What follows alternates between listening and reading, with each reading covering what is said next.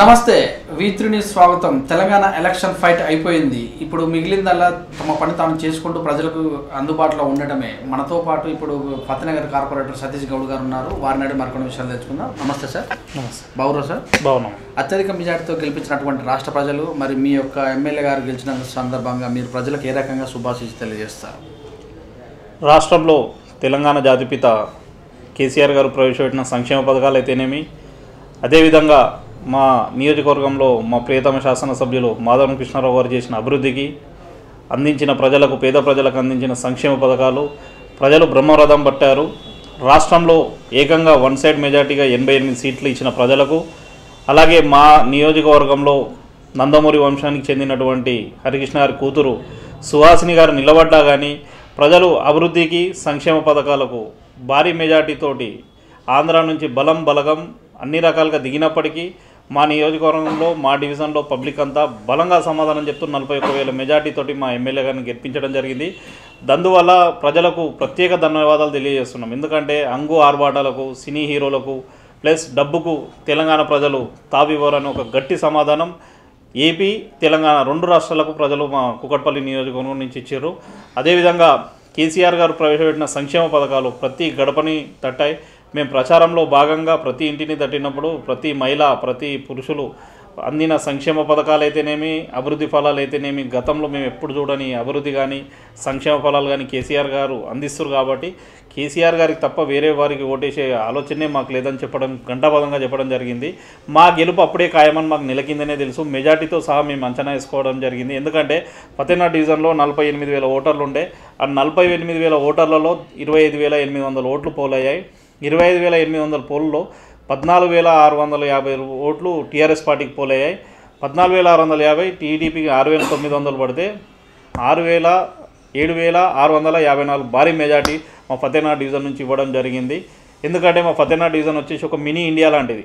ఇక్కడ ఏపీకి సంబంధించిన ప్రజలు, బీహార్, ఒరిస్సా, బెంగాల్, కేరళ, బాన్వాడీస్ అన్ని ప్రాంతాలకు చెందిన వారు ఉంటారు. అన్ని ప్రాంతాల వారి యొక్క మనసులను గెలిచి ఈరోజు మేము వన్ సైడ్ మెజారిటీ ఇచ్చామంటే ప్రజలు చేసిన సంక్షేమ పథకాలు, అందిస్తున్న సంక్షేమ పథకాలకు, చేస్తున్న అభివృద్ధికి ఓటేశారని మేము గట్టిగా నమ్ముతూ ప్రజలకు మేము ప్రత్యేక ధన్యవాదాలు తెలుపుతున్నాం కేసీఆర్ గారి టీఆర్ఎస్ ప్రభుత్వం తరఫున.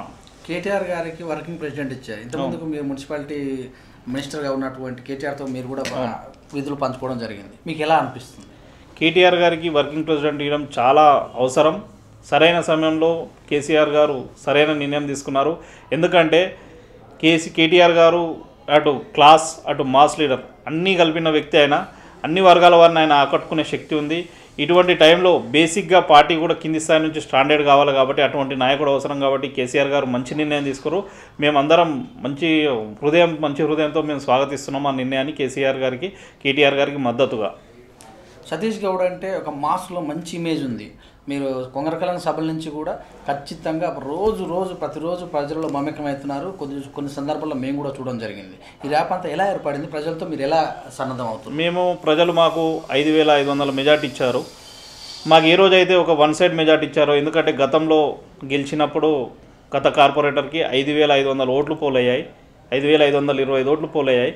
మాకు ప్రజలు మెజార్టీ 5,500 ఇచ్చారు. కాబట్టి దాన్ని ఒక బాధ్యతగా తీసుకొని ప్రజలతో మమేకమై వచ్చే ఎలక్షన్లో పార్టీకి, మాకు టికెట్ ఇచ్చిన పార్టీకి, మా ఎమ్మెల్యే మాధవన్ కృష్ణారావు గారికి పనిచేయాలని డే 1 నుంచి ఆ రోజు కృషి చేసినాం. కాబట్టి నాకు వచ్చిన మెజార్టీ కంటే 2,165 మెజార్టీ ఎక్కువ తీసుకురావడం జరిగింది.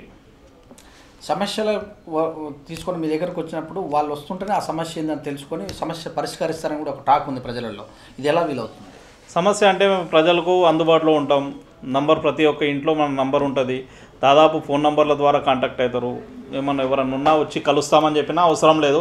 మీరు వస్తే నన్ను కలిసిపోతారు, పేపర్ ఇచ్చిపోతారు. నేను వస్తే సమస్య నాకు అవగాహన ఏర్పడుతుందని డైరెక్ట్ పబ్లిక్ దగ్గరకు పోయి సమస్య మీద అవగాహన ఏర్పరచుకొని తక్షణమే ఆఫీసర్లను పిలుచుకొచ్చి ఆ సమస్యను పరిష్కరించే విధంగా చర్యలు తీసుకుంటాం. కాబట్టి ప్రజలు మాకు వన్ సైడ్ మెజార్టీ ఇవ్వడం జరిగింది ఫతేనగర్ డివిజన్లో.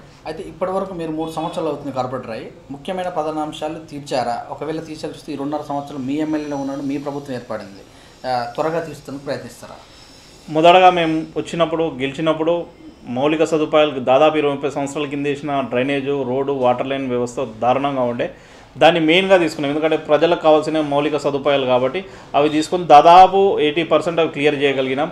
కొన్ని రోడ్లు, అంతర్గత రోడ్లు, శివాలయం నుంచి భరత్నగర్ మార్కెట్కి వెళ్ళే రోడ్డు, అది ఇప్పటివరకు ఆ రోడే లేకుండే. దాన్ని మేము సమన్వయపరిచి, ఐలాని జిహెచ్ఎంసీని సమన్వయపరిచి మేము ఆ రోడ్డు కూడా వేయించడం, అది పెద్ద గోలు. ఇంకోటి బాలనగర్ బ్రిడ్జ్ కూడా మా ఎమ్మెల్యే గారు కేటీఆర్ గారి సహకారంతో బాలనగర్ బ్రిడ్జ్ కూడా సాధించాం. వచ్చే ఈ 3 సంవత్సరాల తర్వాత 2 సంవత్సరాలలో ఫతేనగర్ బ్రిడ్జ్ ఏదైతుందో ట్రాఫిక్కి అధ్వానంగా తయారైంది. మొన్న కేటీఆర్ గారు వచ్చినప్పుడు మా ఎమ్మెల్యే గారి సహకారంతో చెప్పడం జరిగింది. సంవత్సరం కింద బాలనగర్ బ్రిడ్జ్ ఇనాగ్రేషన్కి వచ్చినప్పుడు తక్షణమే కేటీఆర్ గారు కూడా దాన్ని అప్రూవల్కి పంపించారు. ఆ అప్రూవల్ కూడా ఢిల్లీకి రైల్వే జోన్కి అప్రూవల్కి వెళ్ళింది. అప్రూవల్ రాగానే ఏ విధంగానైతే బేగంపేటలో డబుల్ బ్రిడ్జ్ కట్టారో అదేవిధంగా ఇక్కడ కూడా కట్టడం వల్ల ట్రాఫిక్ సమస్య తీరి మా మెయిన్ గోల్ అదే అనమాట. ఇప్పుడు ఆ బ్రిడ్జ్ ఒకటి అయ్యింది అనుకోండి, మేము ఫతేనగర్లో దాదాపు ఒక పెద్ద గోల్ రీచ్ అయినట్టే ఉంటుంది. బతుకమ్మ చీరల పంపిణీ కానీ, ఇప్పుడు క్రిస్టియన్ చీరలు గిఫ్ట్లు కానీ ఇవ్వటం వల్ల మీకు ఎలా అనిపిస్తుంది? ఇంతమందికి బర్త్డే అయితేనే కొంతమంది ఇచ్చేవాళ్ళు, ఇప్పుడు ఖచ్చితంగా కూడా ప్రజాప్రతినిధులు కంపల్సరీ ప్రభుత్వం నుంచి వచ్చినటువంటి ఆఫర్స్ ఇవ్వడం జరుగుతుంది. ఎలా అనిపిస్తుంది అనుభూతి?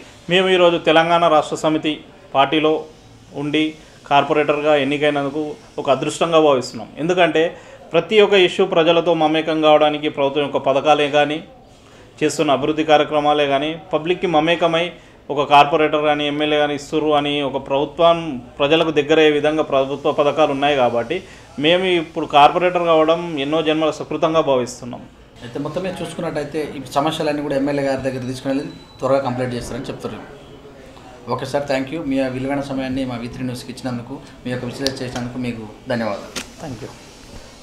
రాష్ట్ర ప్రజలు మా మీద నమ్మకం పెట్టారు.